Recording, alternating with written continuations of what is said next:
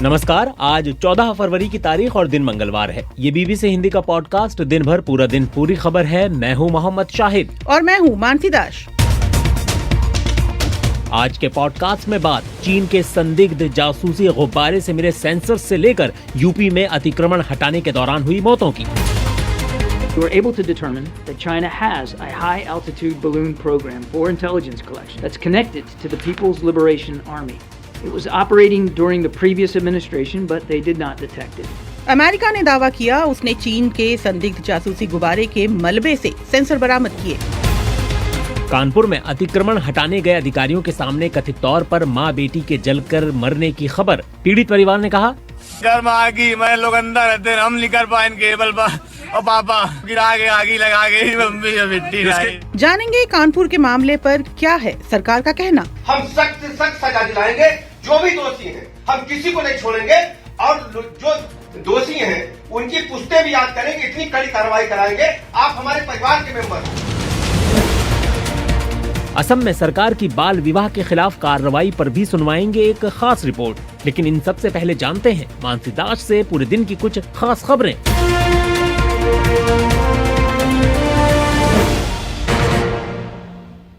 पश्चिमी देशों के सैन्य गठबंधन नेटो की होने वाली बैठक में बड़ा मुद्दा यूक्रेन के लिए जरूरी हथियार और मदद मुहैया कराना होगा।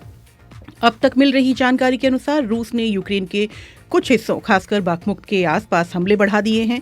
नेटो के सेक्रेटरी जनरल जेंस स्टोल्टनबर्ग के अनुसार यूक्रेन के कुछ हिस्सों पर रूसी सेना का कब्जा हो गया है, लेकिन उन्होंने चेतावनी दी है कि जिस तेजी से यूक्रेनी सेना को हथियारों की मदद दी जा रही है उससे कहीं अधिक तेजी से वो उनका इस्तेमाल किया जा रहा है।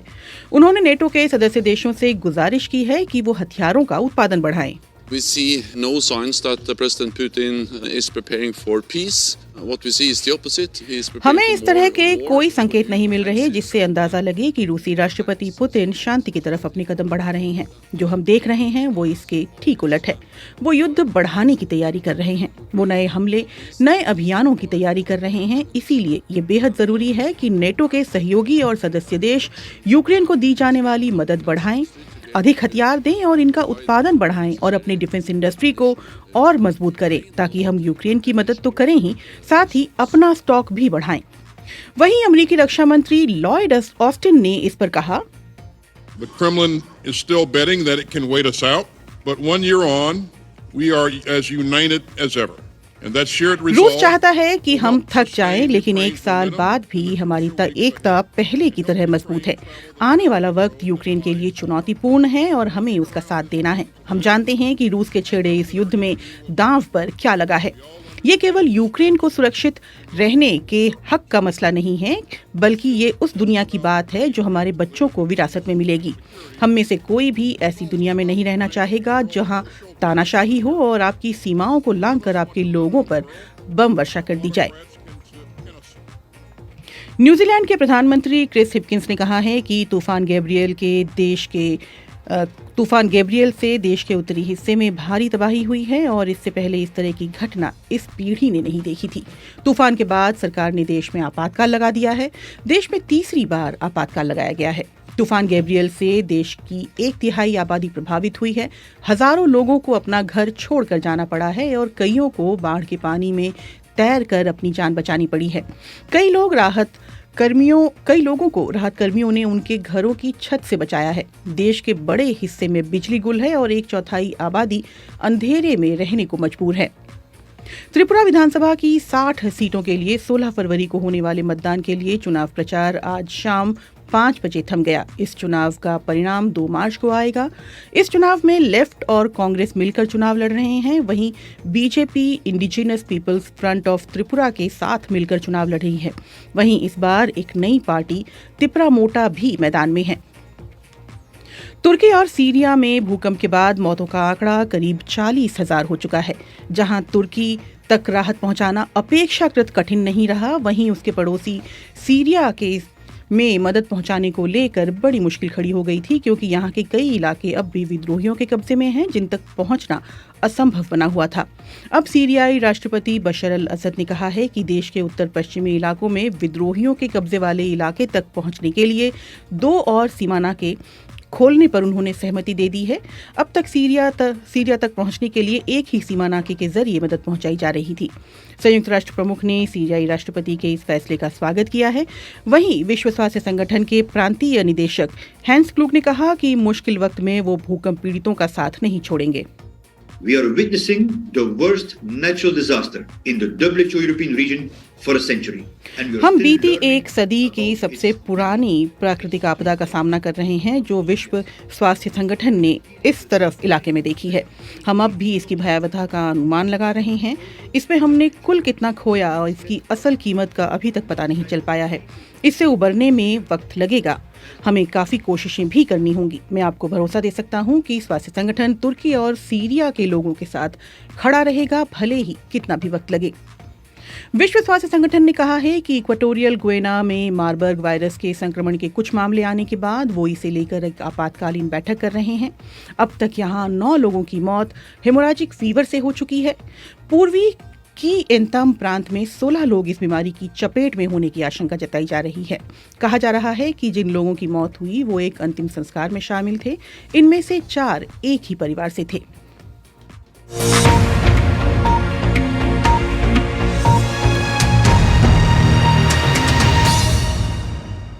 बीबीसी हिंदी का ये न्यूज़ पॉडकास्ट दिन भर पूरा दिन पूरी खबर, जो सोमवार से शुक्रवार भारतीय समय अनुसार रोजाना शाम 7:30 बजे लाइव होता है। इसे bbchindi.com के लाइव पेज और पॉडकास्ट सेक्शन के साथ साथ बीबीसी हिंदी के फेसबुक और यूट्यूब चैनल पर भी सुना जा सकता है। इसके अलावा ये पॉडकास्ट गाना, जियो सावन और स्पॉटिफाई जैसे मोबाइल ऐप्स पर भी उपलब्ध है। मानसी, बढ़ते हैं आज अपने पॉडकास्ट में, और पॉडकास्ट की शुरुआत उन्हीं गुब्बारों से, और उन गुब्बारों को नहीं कह सकते क्योंकि गुब्बारा सिर्फ एक था, और जो बाकी के 3 हैं उसको लेकर अभी तक अमेरिका ने साफ नहीं कहा है कि वो क्या है। उनको वो कह रहा है कि वो कोई फ्लाइंग ऑब्जेक्ट्स हैं। तो जो पहला गुब्बारा मिला था जिस पे चीन की भी टिप्पणी आई थी और जिस पे अमेरिका ने भी कहा था कि ये जासूसी के लिए है, लेकिन जो साउथ कैरोलिना में जो गिरा दिया गया था, जो गिरा दिया गया अटलांटिक महासागर में। अमेरिका का दावा है, अमेरिकी सेना का दावा है कि उसने अटलांटिक महासागर से उस चीनी संदिग्ध जासूसी गुब्बारे से सेंसर्स और उस मलबे से बहुत सारी चीज़ों को ढूंढ निकाला है। शायद यूएस नॉर्दर्न कमांड ने कहा है कि खोजी दल ने महत्वपूर्ण कचरे को बरामद किया है जिसमें सेंसर और दूसरे इलेक्ट्रॉनिक पीसेस की पहचान हुई है। इलेक्ट्रॉनिक पीसेस हैं जी, एफबीआई इन सामान की जांच कर रही है और अमेरिका का कहना है कि चीन संवेदनशील सैन्य जगहों की इसके जरिए जासूसी कर रहा था। अमेरिका हमेशा लगातार ये कहता आ रहा है मानसी, और ये खुफिया जानकारी इकट्ठा करने के लिए अमेरिका का कहना है कि चीन ऊंचाई वाले जो है वो बहुत ऊंचाई पे उड़ने वाले गुब्बारों का एक प्रोग्राम चला रहा है। अमेरिका ने अब ये दावा किया है। National security council coordinator James किर्बी हैं, उन्होंने कहा है कि अमेरिका ने चीन के जिस जासूसी गुब्बारे को मार गिराया है और जो 3 और चीज़ें बीते सप्ताह गिराई गई हैं उनमें अंतर है। यानी कि जो 4 फरवरी को गिराया गया जो पहला जासूसी गुब्बारा था, उसके बाद जो 2 चीजें थी, एक कार के साइज की और एक सिलेंडर शेप की। हाँ, तो वो 3 चीज़ों को लेकर कहा गया कि उन तीनों में और गुब्बारे में अंतर है। जॉन किर्बी ने क्या कहा है, सुनते हैं। We were able to determine that China has a high altitude balloon program for intelligence collection. तो जॉन किर्बी कह रहे हैं कि हम इसका पता लगा पाने में सक्षम हैं। चीन के पास खुफिया जानकारी इकट्ठा करने के लिए एक ऊंचाई वाला बैलून प्रोग्राम है जो पीपल्स लिबरेशन आर्मी से जुड़ा हुआ है। ये पिछले प्रशासन के दौरान से जारी है। पिछला प्रशासन मतलब जो ट्रंप प्रशासन था, लेकिन उन्होंने इसका पता नहीं लगाया। हमने इसका पता लगाया, हमने इसको ट्रैक किया और हमने इसका ध्यान से अध्ययन किया है, जॉन किर्बी का ये कहना है। और इसी बहाने उन्होंने पिछले ट्रंप प्रशासन पर भी उंगली खड़ी कर दी कि वो नहीं पता लगा पाए थे। शायद अगर बात चीन की करें तो चीन शुरुआत से ही ये कहता रहा है कि ये जो गुब्बारा है वो मौसम की जानकारी इकट्ठा करने के लिए था, ना कि संवेदनशील इलाकों की जासूसी का। वो मौसम की कहता है, मौसम की जानकारी इकट्ठा करने के लिए था, साइंटिफिक है, साइंटिफिक रिसर्च के लिए है। जी, लेकिन अब इस पूरे मामले के बाद एक नया मोड़ आ चुका है और चीन ने कहा है कि अमेरिका ने उसकी हवाई सीमा से कई गुब्बारे भेजे हैं। चीनी विदेश मंत्रालय के प्रवक्ता वांग वेनबिन ने कहा है कि अमेरिका चीन की हवाई सीमा से कई गुब्बारों को गुजारने का दोषी है। उसने कई और देशों की हवाई सीमा में भी ये किया है। 自去年以来，具体的说，自去年5月以来，美方 वांग वेनबिन कह रहे हैं कि खास तौर से बीते साल मई में बिना किसी चीनी प्राधिकरण की अनुमति के अमेरिका ने अपने इलाके से अधिक ऊंचाई वाले गुब्बारे भेजे थे जो पूरी दुनिया का चक्कर काट रहे थे, और ऐसा कम से कम 10 बार किया गया। उन्होंने अवैध तरीके से चीन के ऊपर से ऐसा किया। इसके अलावा उन्होंने कई और देशों की हवाई सीमा के साथ ऐसा किया। अमेरिका को इस मामले की गहन जांच करने और चीन को इसके लिए स्पष्टीकरण देने की जरूरत है। तो शायद चीन ने पलटवार किया है कि गुब्बारे तो आपने भी हमारी सीमा में छोड़े, आपने भी भेजे हैं, और उनका कहना है कि लगभग 10 दफा ऐसा हुआ है। अब इससे जो है मानसी, ये एक बड़ी सवाल उठने लगा है कि इतने बार गुब्बारे जो पाए गए, एक गुब्बारा पाया गया, कुछ फ्लाइंग ऑब्जेक्ट जैसी चीजें पाई गई, उससे अब ये कहा जाने लगा कि अमेरिका और चीन के बीच में एक नया टसल शुरू हो गया है, एक नई जो है वो एक संघर्ष शुरू हो गया है। क्योंकि अभी तक चीन ने कुछ नहीं कहा था, लेकिन चीन का कल बयान आया, फिर अब बयान आया, चीन भी कह रहा है कि आप भी ये सारी चीज़ें भेजते हैं। तो ये एक नया केंद्र बनता जा रहा है, एक लड़ाई का, एक कहा जाए कि एक टकराव का, कि जो जिन दो देशों के रिश्ते पहले से ख़राब थे वो और इसकी वजह से और मतलब बहुत तल्ख होते जा रहे हैं। जी शाहिद, अमेरिकी सेना के अधिकारियों ने कह दिया है कि सोमवार को साउथ कैरोलिना के तट से उस गुब्बारे के एक बड़े हिस्से को बरामद कर लिया गया है। बीबीसी के अमेरिका में साझेदार CBS ने बताया है कि जो सामान मिले हैं उसमें 30 से 40 फुट के एंटेना भी मिले हैं। 30 से 40 फुट, यानी कि अब इससे अंदाज़ा लगाया जा सकता है कि कितने बड़े स्तर पे उसके अंदर उपकरण लगे हुए थे, इलेक्ट्रॉनिक डिवाइसेस लगी हुई थी, जैसा कि अमेरिका का दावा है। अमेरिका का दावा है, लेकिन इसमें बड़ा दिलचस्प कई एंगल्स निकल कर आ रहे हैं। पहले बात करें तो जो वो गिरा, जो 4 फरवरी को अमेरिका ने गिराया लड़ाकू विमानों से, तो उसके अवशेष ढूंढने में बड़ी मुश्किलें आ रही थी, और बहुत ख़राब मौसम है, बर्फ़बारी है, क्योंकि वो एकदम उत्तरी अमेरिका की तरफ ये सारा हुआ है। वो अलास्का का इलाका है, वो बहुत बर्फीला इलाका है। अलास्का का इलाका, शायद जो दूसरा और तीसरा जो ऑब्जेक्ट गिराया गया था वो अलास्का के इलाके में गिरे हैं, और जिस दौरान अमेरिका ने कनाडा की भी सहायता ली थी। बिल्कुल, कनाडा की भी इसमें सहायता ली, कनाडा भी इसमें मदद कर रहा था उन अवशेष को ढूंढने के लिए। और ये जो सारे के सारे गुब्बारे और ये जो फ्लाइंग ऑब्जेक्ट्स मिले हैं, ये एक देखिए कि ये अमेरिका की लगभग सीमाओं के इर्द गिर्द, कभी दक्षिणी, कहीं उत्तरी, कहीं उत्तरी और पूर्वी सीमा के नजदीक।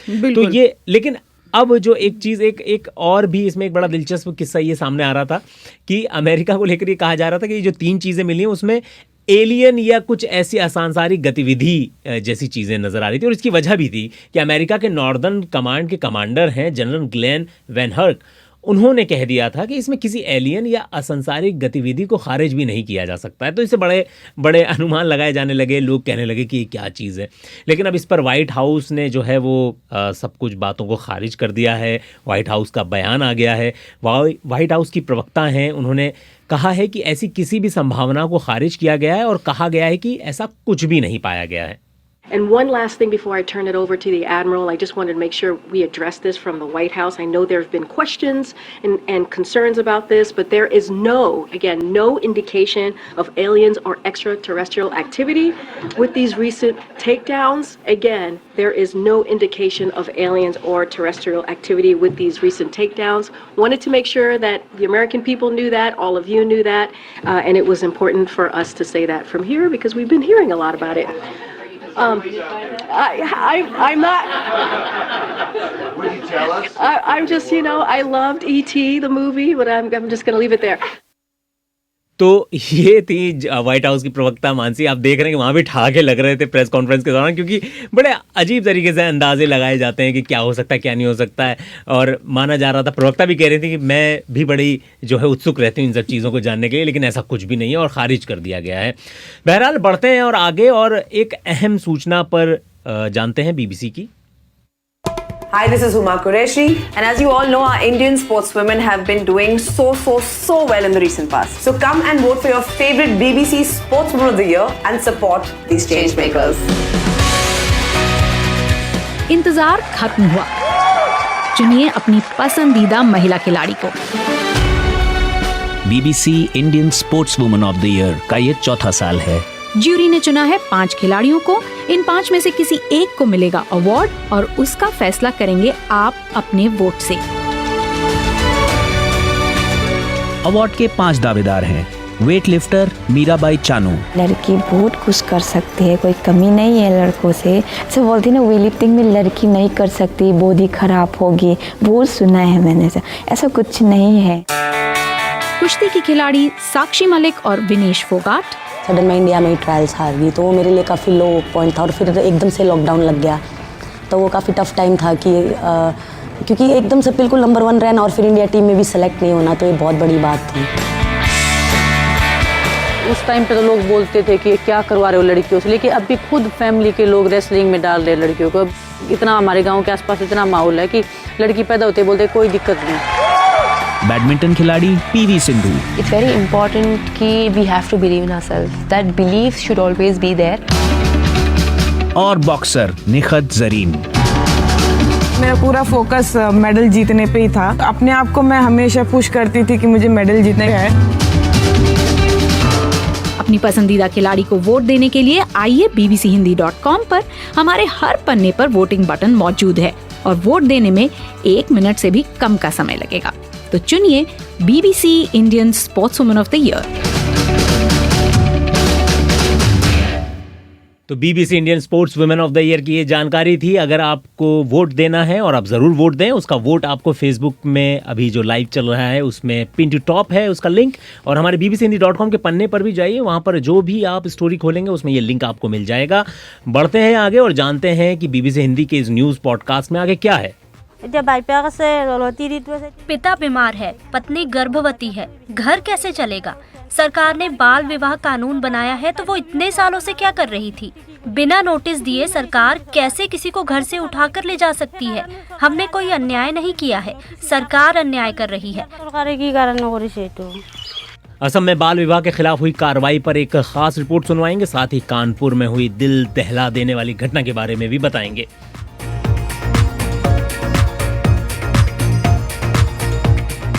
लेकिन उससे पहले रुख कर लेते हैं सोशल मीडिया का मानसी। यूट्यूब, फेसबुक पर लगातार कमेंट्स आ रहे हैं और लगातार कमेंट्स अलग अलग तरीके से आ रहे हैं। मदन लाल लंबोरिया हैं, वो कहते हैं कि गुब्बारे के अंदर 30 से 40 फीट के एंटीना लगे हैं तो ये गुब्बारे नहीं, गुब्बारों के नाम पर कुछ संदेहास्पद जरूर है।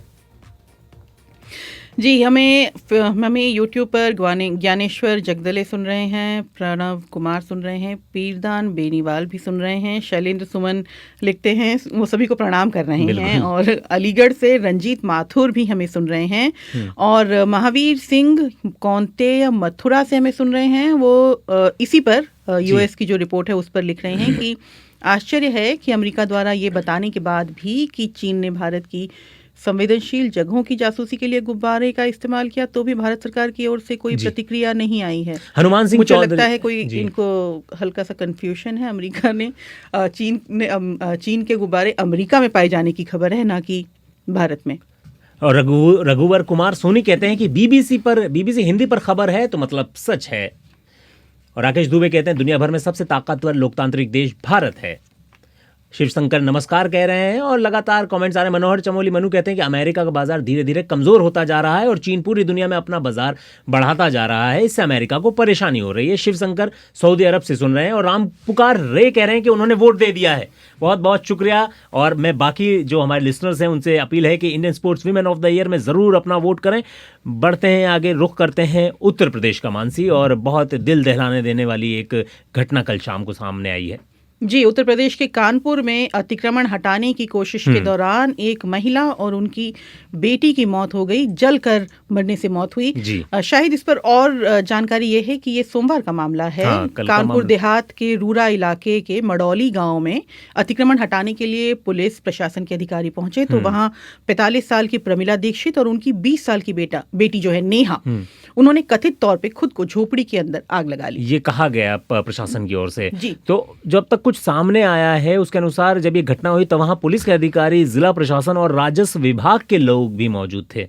जी, इस मामले में प्रमिला दीक्षित के पति गेदेलाल को चोट आने की खबर है। रूरा स्टेशन हाउस अफसर का कहना है कि जो गेदेलाल हैं वो अपनी पत्नी और बेटी को जलने से बचाने के लिए गए थे, लेकिन इस प्रक्रिया में वो खुद भी थोड़ा सा झुलस गए हैं। उनका कहना है कि उन्होंने जो डिटेल बताई है वो ये है कि ग्राम समाज की जमीन से अतिक्रमण हटाने के लिए वो गए थे और इसी दौरान ये घटना हुई। पुलिस का कहना है कि ग्राम समाज की जमीन हटाने के लिए गए थे। अधिकारियों का कहना है कि गाँव वालों ने जिला मजिस्ट्रेट से शिकायत की थी कि गेदेलाल ने ग्राम समाज की जमीन पर कब्जा किया हुआ है, जिसके बाद अधिकारी जमीन खाली कराने के उद्देश्य से वहां गए थे। इस प्रदेश के सुपरिटेंडेंट ऑफ पुलिस ने कहा है, जिला के सुपरिटेंडेंट ऑफ पुलिस ने कहा है कि झोपड़ी के भीतर मां और उनकी बेटी ने खुद को आग लगा ली। ये पुलिस का कहना है कि हमारी थाना रूरा गांव मडोली में एक अतिक्रमण हटाने हेतु एसडीएम मेहता और कुछ फोर्स के साथ यहाँ पे पहुंचे और जब वो पहुंचे हटा रहे थे तो प्रथम दृष्टया हमें जो पता चल रहा है कि एक महिला और उनकी बेटी अंदर आए थे झोपड़ी में और अंदर से बंद करके अपने आप को जला लिया है। उसमें उन दोनों की मृत्यु हुई है और बाकी हम मौके पर पहुंच गए हैं। सारे सक्षम अधिकारी भी मौके पर हैं। फिलहाल अभी पूछताछ चल रही है और बातचीत भी चल रहा है। इसमें जिनका भी गलत रवैया हो और कुछ भी गलती हो उनको हम अपेक्षेंगे नहीं और उसमें त्वरित कार्रवाई करेंगे। शाहिद, ये तो आपने सुनी कि पुलिस ने क्या कहा, पीड़ित परिवार ने क्या कहा। जो पीड़ित हैं गेदेलाल, उनके बेटे शिवम दीक्षित ने क्या कहा है, सुनवाते हैं। घर में आगी, मैं लोग अंदर रहते हम नहीं कर पाए केबल पर और पापा जला के आगी लगा दी ने। मंदिर अंदर भी तोड़ा है क्या? मंदिर तोड़ दी ने, नल तोड़ दी ने, सब पे सब गिरा के आगी लगा के मम्मी मिट्टी इसके पहले आप डीएम के आ गए थे, क्या हुआ? सब कुछ सुनवाई नहीं भैया, उल्टा ही होगा। डीएम सब यही में शामिल है, को कुछ नहीं की। तो ये पीड़ित परिवार है मानसी, और ये जब मामला हुआ है तो अब इस पर राजनीति भी तेज हो गई है। जाहिर सी बात है, इस पर विपक्ष हमलावर है। जैसा आपने बताया, समाजवादी पार्टी के नेता और प्रदेश के पूर्व मुख्यमंत्री अखिलेश यादव ने सोशल मीडिया पर लिखा कि ये हत्या आपके जल्लाद और बेरहम, उन्होंने मौजूदा सरकार को निशाने पर लेते हुए लिखा कि आपके जल्लाद और बेरहम तथा अमानवीय प्रशासन द्वारा की गई है। उन्होंने लिखा है कि योगी सरकार में लगातार ब्राह्मण परिवार निशाना बनाए जा रहे हैं और लगातार इस तरह की घटनाएं हो रही हैं। दलित पिछड़े के साथ साथ ब्राह्मण भी भाजपा शासित सरकार के अत्याचार का निशाना बन रहे हैं, ये उनका आरोप है। कांग्रेस ने भी आरोप लगाया है। शाहिद, कांग्रेस के जो प्रदेश के पूर्व उपाध्यक्ष हैं बीपी सिंह, उन्होंने सवाल किया है कि महिला सशक्तिकरण और बेटी बचाओ बेटी पढ़ाओ का ये कौन सा रूप है। ये विपक्ष का है, लेकिन इस पर प्रदेश सरकार भी अपना पक्ष रख रही है। मानसी जी, उत्तर प्रदेश के उप मुख्यमंत्री केशव प्रसाद मौर्य ने कहा है कि कानपुर देहात की घटना दुखद है। प्रकरण की उच्च स्तरीय जांच और मुकदमा दर्ज करने की विवेचना में दर्ज किया गया है और विवेचना में जो दोषी होगा उसे बख्शा नहीं जाएगा। उन्होंने कहा है कि सरकार की मंशा स्पष्ट है, अनाधिकृत कब्जा है, तब भी गरीब को वैकल्पिक व्यवस्था होने तक अधिकारी बेदखल ना करें। ये उनका कहना है कि वो अनाधिकृत कब्जा है, ये साफ साफ कह दिया है। उत्तर प्रदेश के उप मुख्यमंत्री हैं ब्रजेश पाठक, उन्होंने फोन पर वीडियो कॉल के जरिए पीड़ित गेदेलाल के बेटे शिवम से बात की है। उन्होंने आश्वस्त किया है कि इसमें कार्रवाई होगी। उन्होंने क्या कहा है, सुनिए। ये घटना बहुत दुखी करने वाली है। हम एकदम बहुत ही ज्यादा हम दुखी हैं। हम पूरी तरह से तुम्हारे साथ हैं। जब से हमने सुना है तब से लगातार हम कार्रवाई करने के लिए काम कर रहे हैं। सारे जो जिम्मेदार लोग हैं उन पर एफआईआर दर्ज हो गई है 302 की। हम कड़ी कार्रवाई करें, किसी को नहीं बख्शेंगे। तो हमारे परिवार के सदस्य हो, ये लड़ाई हमारी है। हम तुम्हारे साथ खड़े हैं, पूरी सरकार तुम्हारे साथ खड़ी है। ठीक, घबराना एकदम नहीं। और जो तुम्हारी मांगे हैं उन पर हम गंभीरता पूर्वक काम करेंगे और हर स्थिति में हम तुम्हारे साथ खड़े हैं। बिल्कुल तुम अपने आप को ये मत समझना तुम मेरे परिवार के मेंबर हो, ठीक है ना। एकदम घबरा, इसमें कड़ी से कड़ी कार्रवाई होगी। हम सख्त से सख्त सजा दिलाएंगे। जो भी दोषी हैं हम किसी को नहीं छोड़ेंगे और जो दोषी हैं उनकी पुश्ते भी याद करेंगे। इतनी कड़ी कार्रवाई कराएंगे। आप हमारे परिवार के मेंबर हो। हम बिल्कुल भी ऐसी घटनाओं को बर्दाश्त नहीं करेंगे और ये हमारी जिम्मेदारी, पूरे प्रदेश के आप हमारे भाई हो। हर स्थिति में एक एक व्यक्ति को हम कड़ी सजा दिलाएंगे। घबराने की जरूरत नहीं है। तो ये है उप मुख्यमंत्री ब्रजेश पाठक। अब सीधा रुख करते हैं यूपी की राजधानी लखनऊ का, जहां पर बीबीसी संवाददाता अनंत झड़ाने मौजूद हैं। अनंत, ये हमने सुन लिया विपक्ष ने क्या कहा, सत्ताधारी दल क्या कह रहा है इस मामले में। क्या कुछ आज का नया अपडेट भी है, पहले वो बताएं हमें। जी, अपडेट ये है इसके अंदर कि जो शव रखे हुए थे जिनको परिवार प्रशासन को सुपुर्द नहीं कर रहा था, जो माँ बेटी इस पूरे घटना में झुलसे, उसके बाद जब ये ब्रजेश पाठक जो मुख्यमंत्री उनकी तरफ से उनकी स्तर से हस्तक्षेप हुआ, तब जाके परिवार माना और पोस्टमार्टम के लिए शव जो है पुलिस को सौंप दिए गए हैं और पुलिस का दावा है कि वो इसकी वीडियोग्राफी कराएगी। पुलिस प्रशासन भी ये कह रहा है कि इसमें जो भी दोषी हैं उनके खिलाफ कार्रवाई जाएगी और तमाम आश्वासन आ रहे हैं परिवार को मदद देने के और इसमें इंसाफ दिलाने के। लेकिन ये सवाल अभी भी बना हुआ है कि ये नौबत क्यों आई, क्या सिचुएशन को अलग तरीके से हैंडल किया जा सकता था। क्योंकि अगर इस परिवार का दावा है कि वो जन सुनवाई के लिए डीएम स्तर तक गया लेकिन वहां पर कोई सुनवाई नहीं हुई, क्या किसी आपसी रंजिश का मामला था, तो ये सब जांच के पहलू हैं। ये सब पुलिस इसमें जांच करेगी। क्योंकि आप अगर ट्विटर पे इसके ट्रेंड को देख रहे होंगे तो इसको परिवार की जाति से भी जोड़कर काफी ट्विटर पे हवा दी जा रही थी और फिर एक तरीके से माहौल बन रहा था। तो जाहिर सी बात है सरकार काफी दबाव में थी, इसीलिए उन्होंने उप मुख्यमंत्री के स्तर से वीडियो कॉन्फ्रेंसिंग के द्वारा परिवार के बेटे से बात कराई और इस तरीके के आश्वासन दिए हैं। तो जाहिर सी बात है सरकार की ऑप्टिक्स के लिए ये काफी बड़ी घटना थी और उनकी छवि के लिए जो कहते हैं कि लॉ एंड ऑर्डर बहुत अच्छा है, प्रशासन बहुत सेंसिटिव है, वो एक छवि जो बनाने की कोशिश करते हैं उसको बड़ा झटका था इस घटना में। और जिस तरीके की तस्वीरें आई थी कल वो काफी दर्दनाक हादसा लग रहा था। पुलिस प्रशासन ने बल्कि डीएम ने हम लोगों को ये वीडियो भी भेजा ये दिखाने के लिए कि आग वाकई इन परिवार वालों ने अपने आप को लगाई और उकसाया नहीं गया और पुलिस मतलब अपना काम कर रही थी और प्रशासन के लोग जो अपना काम कर रहे थे। तो इस तरीके से डिफेंस मैकेनिज्म जो है सरकार का वो हमको देखने बना हुआ है। बहुत बहुत शुक्रिया आनंद जड़ाने लखनऊ से। मानसी, ये तो बात हुई उत्तर प्रदेश की, बीजेपी शासित राज्य है। अब यहीं से ही चलते हैं उत्तर पूर्व की ओर, जो है वो भी बीजेपी शासित राज्य है, असम है। दूसरी बार बीजेपी की सरकार है। लगातार हम लोग देखते आए हैं कि किस किस तरीके से कुछ कुछ ऐसे फैसले ले लिए जाते हैं जिसके बाद बहुत कुछ हंगामा खड़ा होने लगता है। हाल फिलहाल में ही असम के मंत्रिमंडल ने यह फैसला लिया था कि जो भी 14 साल से कम उम्र की लड़की से शादी करेगा उस पुरुष पर पॉक्सो एक्ट के तहत केस दर्ज होगा, क्योंकि अब तक 14 से 18 साल की आयु से लड़की से जो शादी होती थी उसे prohibition of child marriage act यानी बाल विवाह निषेध अधिनियम के तहत रखते थे। अगर आप पॉक्सो एक्ट के तहत रखेंगे तो वो बड़ा मामला बन जाता है। तो असम सरकार ने ये फैसला लिया। उसके बाद से ही जो असम के मुख्यमंत्री हिमंत बिस्वा शर्मा वो बार बार कह रहे थे कि इसके तहत 4000 से ज्यादा लोग गिरफ्तार किए जाएंगे और वो देखने को भी मिला। और उस गिरफ्तारी के बाद ये देखने को मिला कि बहुत दिल दहला देने वाली खबरें आई। स्थानीय लोगों में एक डर का भी माहौल बन गया और कई जो किशोरी थीं, जो 18 साल से कम उम्र की बच्चियां थीं, जो गर्भवती थीं, एक मौत की खबर भी आई। ये सही बात है कि 18 साल से कम उम्र में शादी करना कानूनन अपराध भी है और ये माना भी जाता है कि 18 साल से कम उम्र में शादी नहीं भी करनी चाहिए किशोरियों की स्वास्थ्य की वजह से। लेकिन इस फैसले ने क्या असर डाला है, असम सरकार की इस मुहिम से लोग कितने खौफजदा हैं, इसी पर बीबीसी संवाददाता राघवेंद्र राव की ये ग्राउंड रिपोर्ट सुनते हैं।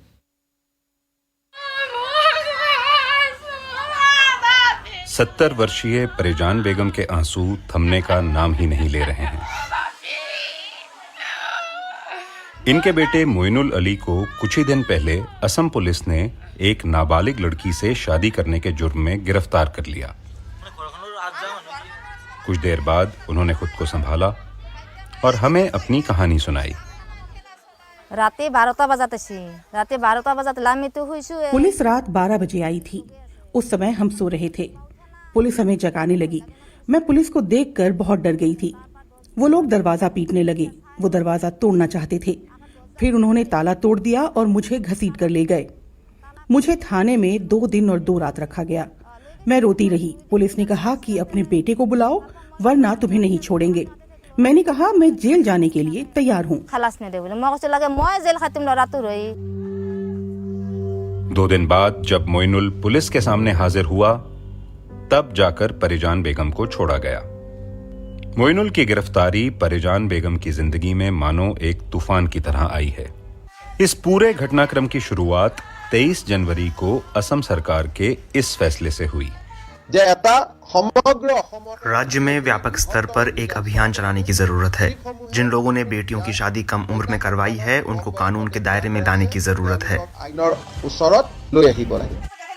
इस कार्रवाई की घोषणा करते हुए असम सरकार ने कहा कि राज्य में मातृ मृत्यु दर और बाल मृत्यु दर के बढ़ जाने की सबसे बड़ी वजह बाल विवाह है।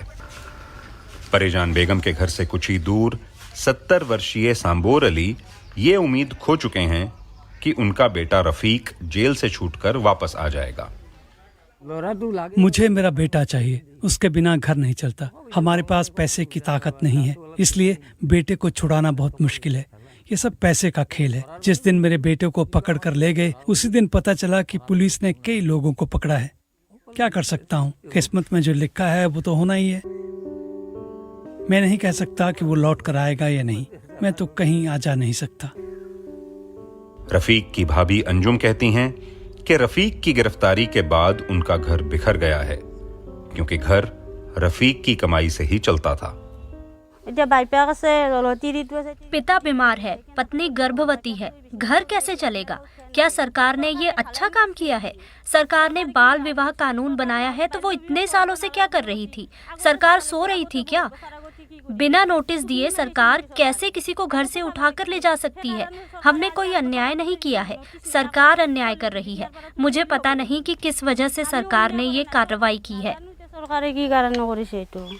असम सरकार की इस कार्रवाई से पूरे राज्य में मचे हाहाकार पर बहुत से सवाल भी उठ रहे हैं। देखिए, जो चाइल्ड मैरिज है डेफिनेटली इट्स इलीगल। कोई भी एक निर्वाचित सरकार ये नहीं देख सकती कि उनके राज्य में हमारी जो कम उम्र की बच्चियां हैं उनकी जो मृत्यु है वो चाइल्ड मैरिज की वजह से हो। और आज जो पूरे भारतवर्ष में जो रेशियो है चाइल्ड मैरिज का, वो पूरे भारतवर्ष में वो रेशियो है 23% और आसाम में वो रेशियो है 32%। तो ये एक चिंताजनक विषय है और जो लोग वुमेन एम्पावरमेंट की बात करते हैं उनके लिए भी ये सोचने का विषय है कि जब भी सरकार कोई रिफॉर्म्स लेके आती है तो फिर उसमें वो लोग जाति और धर्म ढूंढने लग जाते हैं। सरकार से जुड़े लोग इस कार्रवाई को न्यायोचित ठहरा रहे हैं। सोशल अवेयरनेस की जरूरत है, लेकिन देश कैसे चलेगा? कोई कानून ही नहीं होना चाहिए। तो जब देश में एक कानून है और उसका अगर सरकार पालन करती है तो उसमें इतना हाय तौबा मचाने की तो कोई आवश्यकता नहीं। इस बात में कोई दो राय नहीं कि इस मामले में असम सरकार मौजूदा कानूनों को ही लागू कर रही है। सवाल ये है कि क्या बाल विवाह की समस्या से निपटने का यही एक रास्ता था? देवलिन रॉय के साथ राघवेंद्र राव, बीबीसी। तो दिन भर पूरा दिन पूरी खबर के इस पॉडकास्ट में आज इतना ही। इस पॉडकास्ट के दौरान स्टूडियो की जिम्मेदारी थी रविशंकर कुमार के पास। मुझे यानी मोहम्मद शाहिद और मानसी दास को दें इजाजत। नमस्कार।